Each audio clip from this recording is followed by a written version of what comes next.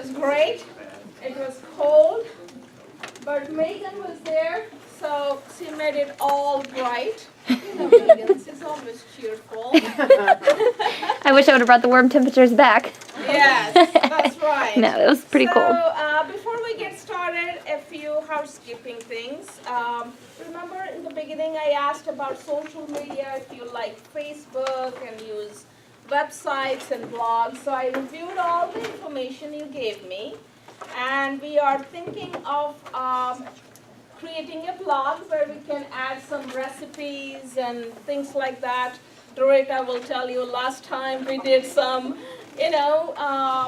potlucks, and people brought their own recipes, and we uploaded and we created a book, recipe book. So we will be doing some of that, and Megan is in charge of our website.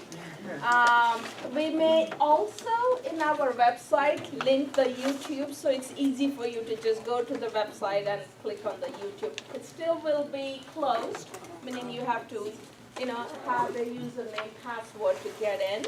But that's something we are planning to do. As always, I know we are requesting information for program evaluation, but if there's something that a survey and there is a question you are not comfortable, I just want to emphasize that you don't have to answer all questions that you are not comfortable. Like I asked Jerry, would you give me your bank account number? And she said, of course not. So I'm just kidding. So anytime you're not comfortable, you have right to say so. I just want to emphasize that. The weight data, the food logs, I hope that is being helpful for you. And later on, I'll probably ask some questions. But I also do a program in Charleston, and some of the participants who don't have a weighing machine at home wanted their weights. They forgot about it. They wanted to know what are their weights. So if that's something of interest to you, we can work towards giving you back maybe 1 week, behind. But whatever your weight was the week before, we can write it down on your food logs. Is that something that is of interest to you? Can we get our initial weight? That's what I would like to have. I don't know what I weighed. I don't remember what I weighed when I first. And that's a very good question. 6 month, when we do the 6-month evaluation, I will give you your weight track, okay? So each one will get that at 6 months. But if you want that initial, we can always make a note of it and give that to you, okay? But again, I'm very open to doing what you want and how this program is going to help you, okay? That's about all I have. We have Alicia, who is going to lead our session today. So, Alicia. Okay. Hi guys. Hello. Today we're going to talk about taking charge of what's around you and how to help, how to change those things and have them help reach your goals. But before we start, does anyone have anything since the last week that has been either difficult or successful? Yes. Me, I got some good news. I put my glasses on to read it.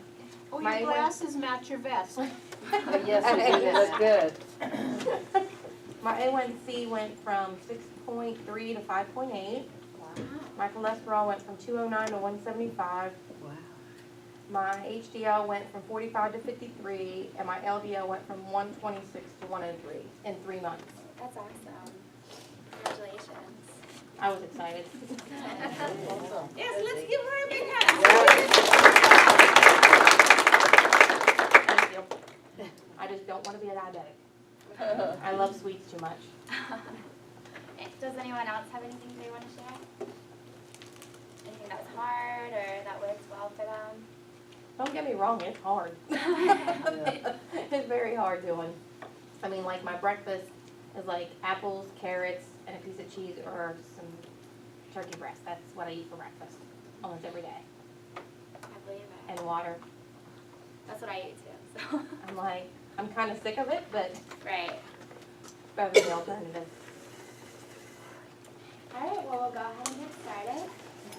Did everyone grab one of those cards that's green on one side and red on the other side? No. No? If you don't have one, if you raise your hand, and I'll pass it around.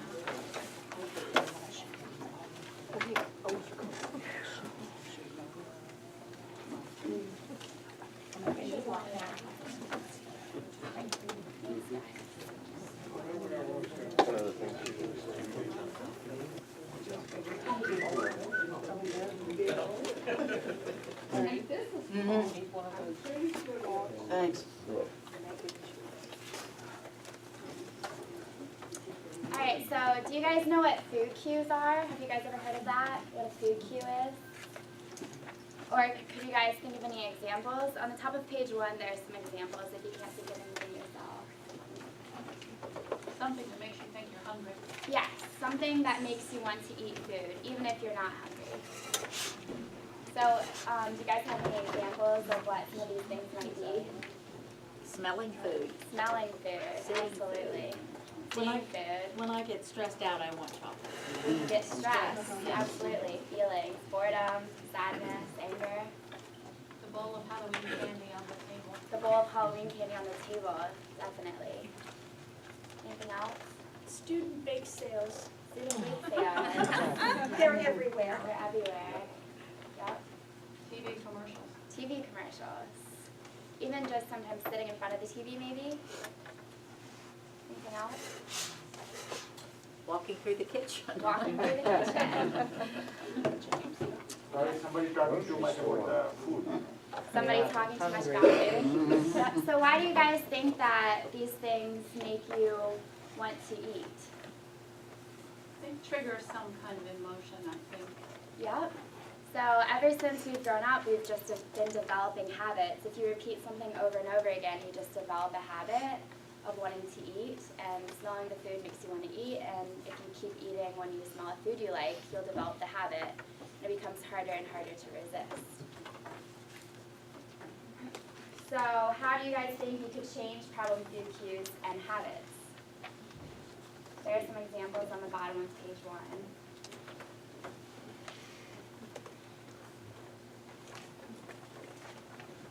Anybody? Yeah, stay away from it. Stay away from it. Yeah, so you guys have all heard out of sight, out of mind. If you don't see it, it's easier to resist. Yeah? Reassociate the cue to something you don't like.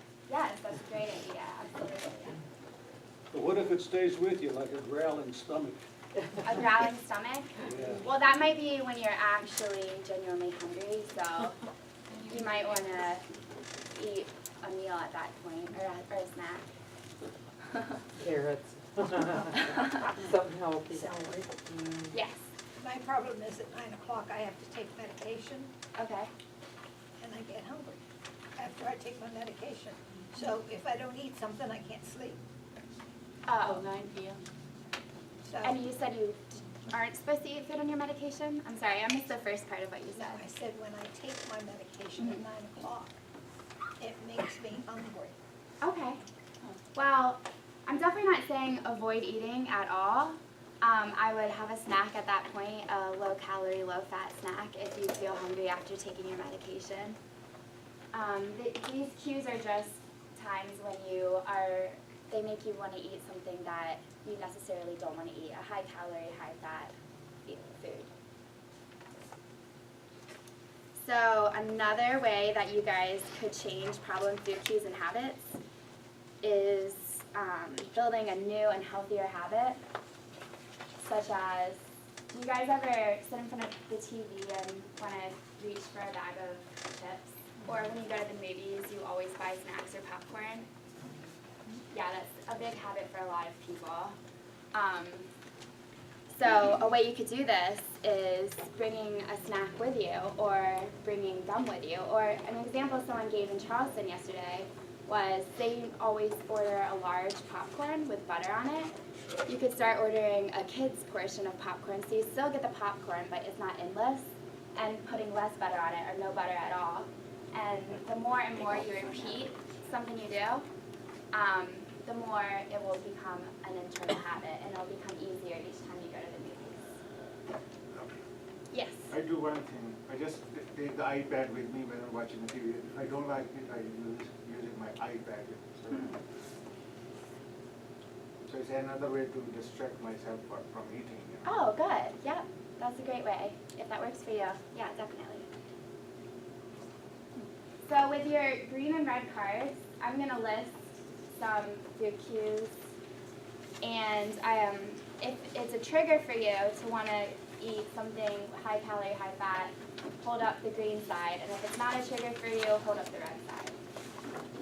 So sitting in front of the TV, computer, or telephone. Okay, so it's about half and half. Well, if this is a problem for you, It's not a problem for you. yeah, red is not a problem, green is a problem. Problem. So it's about half and half. If it is a problem for you, you guys could either make it a rule to not eat while you're watching TV on the phone or on the computer, or you could chew gum or eat a healthier snack, or keep an exercise bike or mat at your computer or TV. What about candy and snack dishes on tables? Just take one. Just take That's one. right. Yeah, so that could be a solution, making it a rule you'll only take one. Or you could just not buy these foods at all. If you do have to buy them for your kids or a spouse or somebody, you could hide them in a location that you won't see as much, so that's the out of sight, out of mind. Or even putting them in unattractive brown paper bags can make it easier to resist than just sitting in an attractive bowl out on your counter. What about when you're in the kitchen and you see your fridge or freezer? Does this trigger you guys to want to eat? Kind of? Some people? Well, you could do the same thing for this. Don't buy the foods that you'll put in the fridge or freezer that will be high calorie, high fat content. And if you do have to buy them, make them harder to reach, such as putting them in the back of the fridge and having prepared your favorite fruits or vegetables or healthier snacks in the front, which will make it more likely that you'll grab those foods first. What about when you guys are cooking food? Does this trigger you guys to want to eat a lot? Yeah. We're getting half and half all of That's okay though. Always want to eat. You're always going to eat. Yeah, what do I do about that? I'm always hungry. I can't help it. That's okay. These are just ways that can help you hopefully reduce the cravings.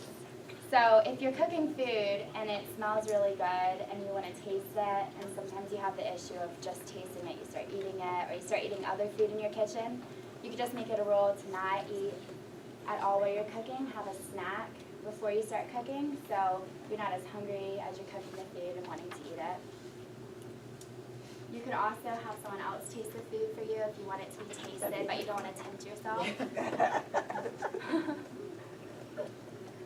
Also, you guys, after you finish cooking and serving all the food, if you clean off your utensils and put away all the leftovers, this can make it easier to not go back for seconds. Because sometimes people eat their food, they are full, but they might not know they're full yet, or they just really want another second dish. But if all your food is already in the fridge or freezer, your leftovers, it's less tempting to go back and grab seconds. So let's think about work.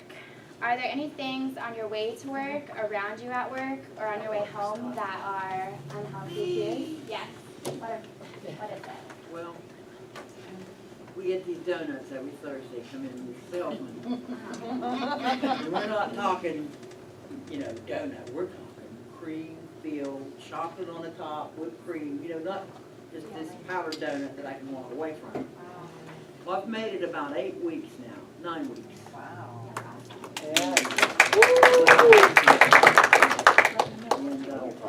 And all we did, that son of a bitch didn't bring them in today, and it wasn't even Thursday. I mean, it's work all day long. There's those donuts sitting on the corner, and anybody walks, one donut, so they hurry up and I'll write an email and go, there's donuts up front, so that everybody will come and take them, and they sit there and sit there. But the food tends to go So this is like an extra day, and I find myself just getting plain pissed off at people. I mean, I really want to say to the guy, you know, there's 4 of the people in the building that have diabetes. Don't bring that in here. Bring some fruit. Yeah, that's a good idea. But I really can't do that. You know what I mean? Right. And then, you know, getting close to the holiday, I mean, we're just so food oriented, it's ridiculous. Yeah, that's true. And I have to do menus usually once a week for some food event. And, now it's gonna start in the time of season where we get vendors coming in and just bringing goodies, you know, holidays. And a guy called me today and wanted to know if he could bring in these imported French pastries. Well, if you think you have to. It's like, what do you do? I mean, you can't. Change jobs. You sort of can't, I'd like to, but sort of can't speak for everybody. Even though there's nobody that needs it. I mean, even the comment you made about, well, you know, if you have to bring all this junk in the house because the others are eating it, Right. why would you have to do that? Kind of doesn't make sense to me. Right. I mean, because your kids are just going to get in the same boat that you're in eventually. I mean, why not just say, hey, this is the deal in this house? Yeah, I Yeah, but grandma's house is where the kids get the cheese. So what are some ways, what have you done to be able to resist the donut when you're at work? Can you think of anything that? Well, number one, I've got a gluten issue, so it helps me to know that I will be sick 20 minutes after I eat something that gluten-y with yeast and all, that I won't feel good. And I sort of keep that in mind. I'm going to feel like crap the rest of the day. The sugar drop. Yeah. So even if you don't have a gluten issue, maybe just thinking about how psychologically you might feel guilty after eating that, maybe. Yes. You keep gum in your pocket. Yes, absolutely. Keeping gum in your pocket can definitely help you to resist. And when you're at home, if you don't want to chew gum, you can always brush your teeth, that mint flavor. I know you guys have had orange juice after brushing your teeth. It doesn't taste too well, so yes. Can you move them to like a break area or a different desk so that they're not like on, that they're on like your desk? Sometimes I do try to move them like back in the kitchen area. It's just getting it done, and you know, and then there's a replacement all the time. It's, you know, the monotony of just constant. Yeah, so something you could do is, like Marcia suggested, move the food to another location or ask whoever brings the food in to keep it in another location if possible.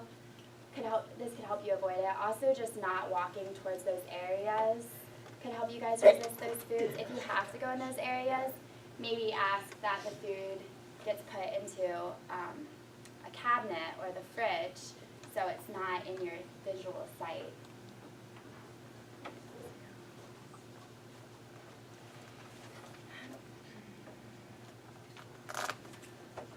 What about on your guys' way to work? Do you guys have trouble, anybody has trouble like resisting food, on going by bakeries or fast food places on your way to or home from work? No? Yeah. This morning I needed gas. Yeah, I don't have a problem with that. And I needed coffee, and I needed coffee, and of course they put all that stuff out there. Right? Yeah, it's right there. Yeah, there's a lot of marketing techniques.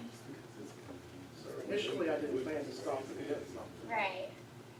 So I definitely suggest maybe making coffee at home if you can to resist being tempted by these foods. If you do have trouble, say it's been a long day at work, you're hungry, and you just really want to get fast food on the way home, maybe keep a snack in your desk drawer or somewhere at work so that can tie you over till you get home and you can prepare a healthier meal for yourself.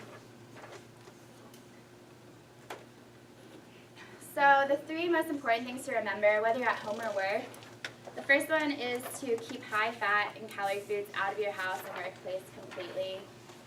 And if that's not possible, just try and keep them out of sight, because out of sight, out of mind, this will help you resist eating these foods. The second thing is to limit your eating to one place in your house and at work.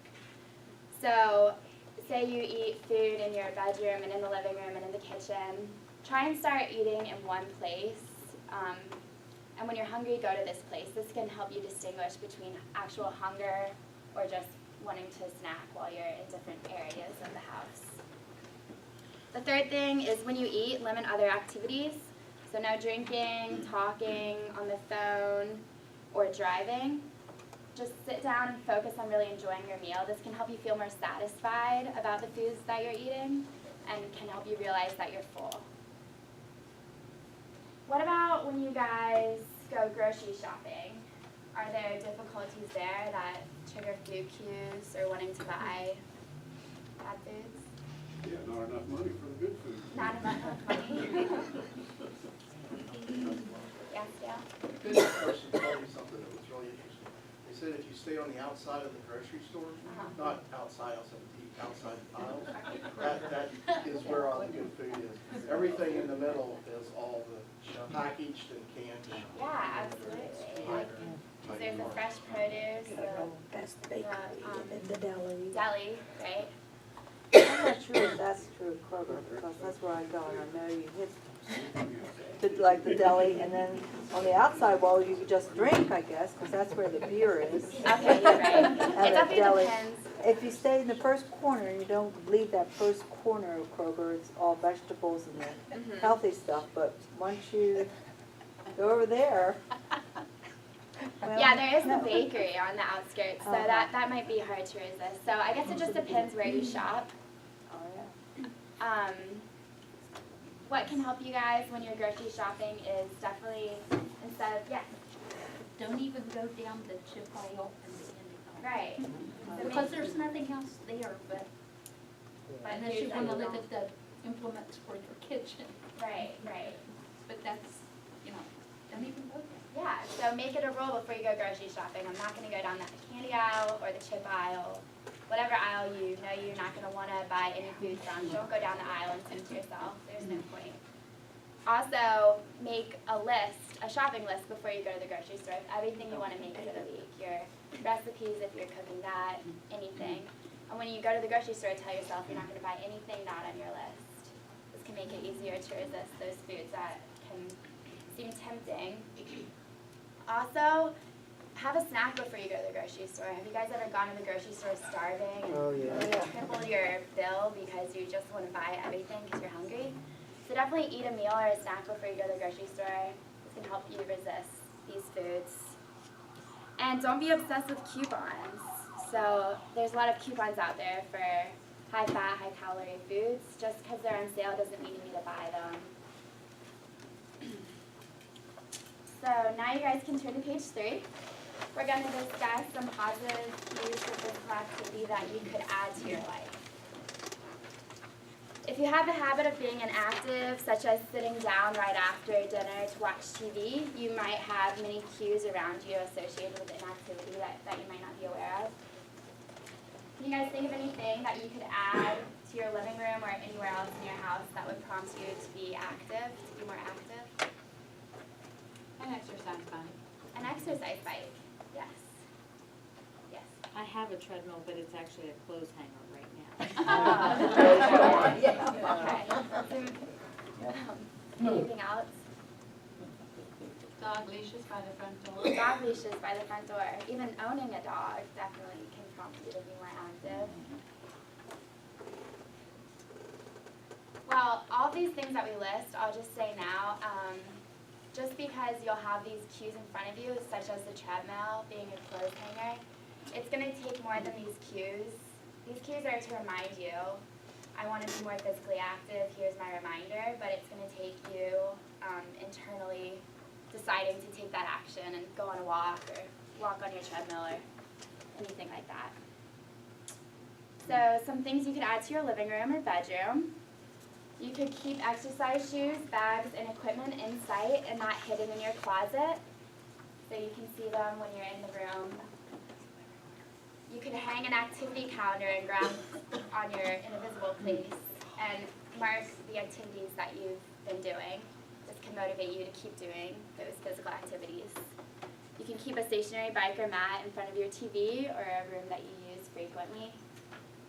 Hang a poster or photo of people being active in visible places. Keep healthy exercise magazines in a visible place or even at-home exercise DVDs, if you guys like to use those, and keep them out in a visible place, not in a closed cabinet. You can put notes on the TV reminding you after dinner, instead of sitting down for 30 minutes, you could write a note and say, take a walk for 30 minutes and then watch TV. It could just be a nice reminder. You can do the same thing in the kitchen, putting positive motivational photos, outdoor sceneries, and reminders to be active on the fridge. Same thing in the bathroom. With the garage, you could keep exercise shoes, exercise shoes and exercise bags in the front seat of your car. If you guys want to go to the gym after work or like to go to the gym after work, having that already in your car with you makes it a lot easier. You can just go straight from work. You don't have to go home and be tempted to stay home. Also, keeping a bicycle if you like to ride a bike in a visible place in your garage. And keeping your car in the garage if possible instead of out front. Sometimes if you walk outside, say you're going down the street or to a neighbor or friend's house that you can walk to, if your car's in the garage, you'll be less tempted to drive than if it's out front where you can see it. Now we're going to discuss some ways to remove cues for being inactive. Can you guys think of any cues that you could remove that make you want to be inactive?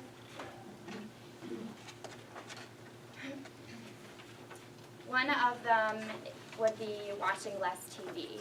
So TV is a big cue for being inactive for a lot of people. You could keep the TV behind shutters or something in your living room, or covering it, anything that could make you guys want to watch less TV, maybe having someone in your house hide the remote if you really think it'll tempt you that much, then that could definitely help you guys. Also, if you have something to take up the stairs, try and taking it up the stairs each time. So you have something you need to take up the stairs, take it upstairs instead of staying it at the bottom, and each time taking it up the stairs. This can add in more steps without even realizing it. So in summary, it takes time to break old habits and build new, healthier ones, but it can be done. One of the most important steps you take is to get rid of problem cues and add new ones that will help you lead a healthier lifestyle. And one thing I forgot to mention is something that can help you motivate to be physically active throughout the day is looking at your pedometer, because you can see how many steps you've already taken and if you've reached your goal or if you want to set a higher goal. So this week I want you guys to get rid of one problem cue. If you could turn to page 4 and answer the questions on the top of page 4. If you can't think of any examples, there's some earlier on in your packet.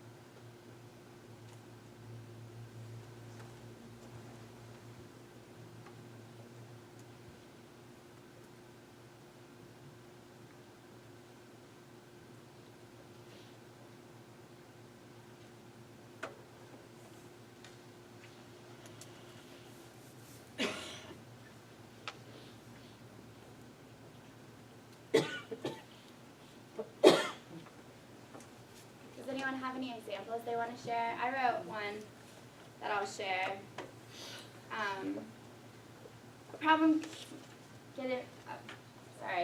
Problem few cue I would like to get rid of this week is stopping by the bakery I love to stop at on my way to work. What will I need to do to get rid of it? Eat a healthy breakfast before I leave for work. What problems might I have and what will I do to solve them? I might not have time to cook breakfast, so I will wake up 20 minutes earlier. Does anyone want to share what they're going to try and get rid of? The Halloween candy from the table, Okay. preferably not by eating it. So how are you going to get rid of it? Well, I have eaten most of it already. It is still. That probably like- That's all the problem. I could give the rest of it away. Yes, absolutely. Take it to our work, she'll be real upset. Perfect. Anybody else want to share anything? That's okay. And the second thing I would like you guys to do this week is add a positive food cue for being more active. So if you could answer the questions on the bottom of page 4, that'd be great.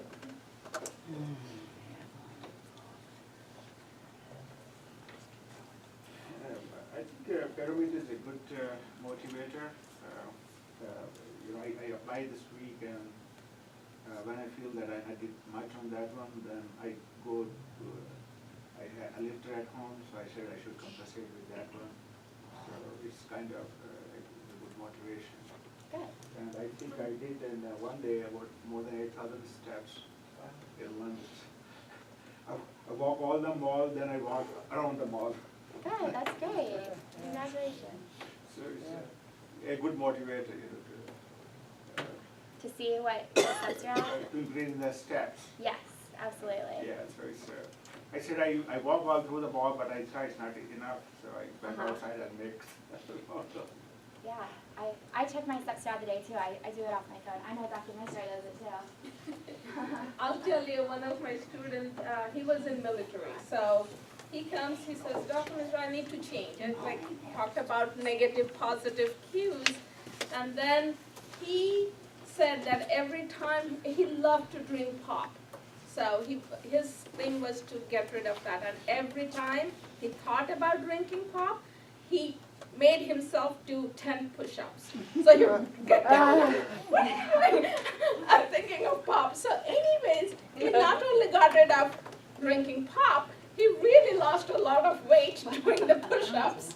So I'm not suggesting you do that, but somehow, think about positive and negative cues and how you're going to get over that. I think I was living in a country where there was very cheap cigarettes and good quality one. So I bought one and I smoked like 12 in a row. Then I threw out of car. So I did 1-2 times. Then I think I didn't buy it. I did not want to waste some money. And then I never smoked in my life. Exactly. So there is this law of diminishing returns. So like you